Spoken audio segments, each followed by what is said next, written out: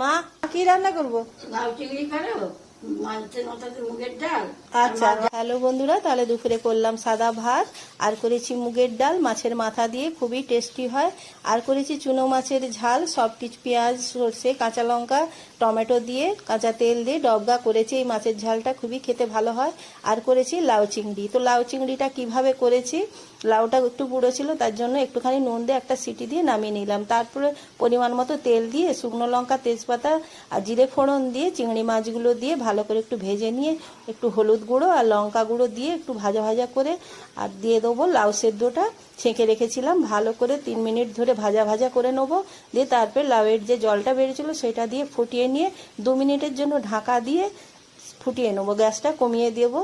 তারপরে ঘেঁটে ঘেঁটে এটাকে নামিয়ে নেবো। তো এইভাবে বন্ধুরা করে দেখবে, এই লাউ চিংড়ি খেতে খুবই ভালো লাগে। তো বন্ধুরা, তোমাদের কেমন লাগলো কমেন্ট করে জানিও।